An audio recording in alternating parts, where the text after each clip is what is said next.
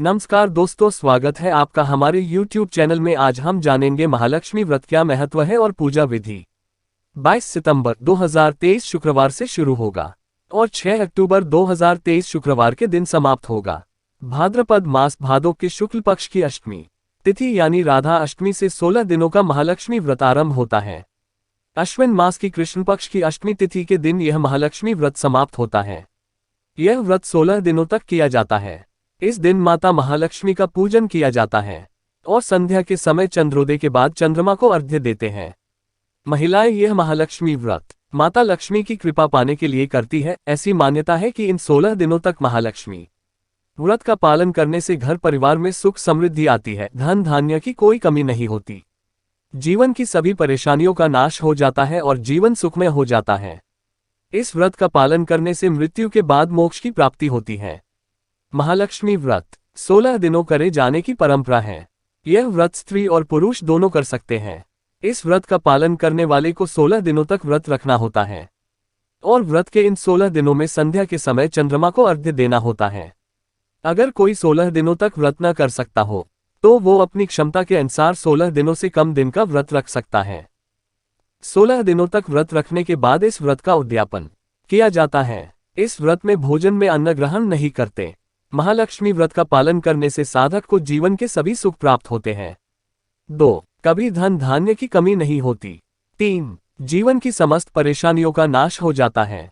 4. मां लक्ष्मी की कृपा से इस व्रत का पालन करने वाली स्त्री को संतान का सुख और परिवार का सुख प्राप्त होता है, धन समृद्धि प्राप्त होती है।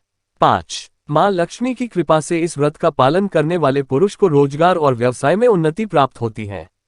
पूजन की सामग्री: श्री गजलक्ष्मी का चित्र, हल्दी, कुमकुम, अक्षत, आसन, बैठने के लिए रुपया, धूप, दीपक, लाल फूल, लाल रंग का वस्त्र, तांबे का कलश, कलश को रखने के लिए कटोरी, घी, नैवेद्य, फल, फूल, चंदन, फूल माला, दूर्वा, धागा, कच्चा सूत, सुपारी और नारियल। महालक्ष्मी व्रत के आरंभ के दिन प्रातःकाल स्नान आदि नित्य क्रिया से निवृत्त होने के बाद साफ सुथरे कपड़े पहने। 2. चावल के घोल से घर के आंगन में अल्पना बनाएं और उस अल्पना में मां लक्ष्मी के चरण जरूर बनाएं। 3.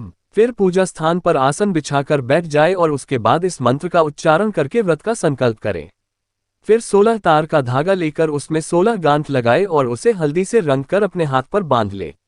स्त्रियां अपने बाएं हाथ पर और पुरुष अपने दाएं हाथ पर धागा बांधे। 5. फिर धान की बालियां, आम और आंवले के पत्ते लेकर उनसे मां लक्ष्मी का आसन सजाएं। 6. तत्पश्चात कलश में जल भर कर रखें और साथ ही भगवान गणेश और मां गजलक्ष्मी की तस्वीर लगाएं। 7. धूप दीप जलाकर भगवान गणेश की पूजा करें, फिर उसके बाद कलश की पूजा करें।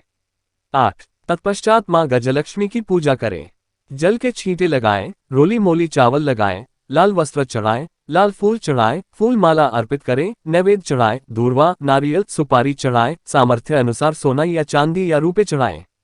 विधि विधान के साथ मां का पूजन करें। 9. पूजन करने के बाद महालक्ष्मी व्रत कथा पढ़े या सुने। 10. सामर्थ्य अनुसार 11, 21, 51 या 108 बार लक्ष्मी मंत्र का जाप करें। 11. फिर धूप दीप से मां लक्ष्मी की आरती करें।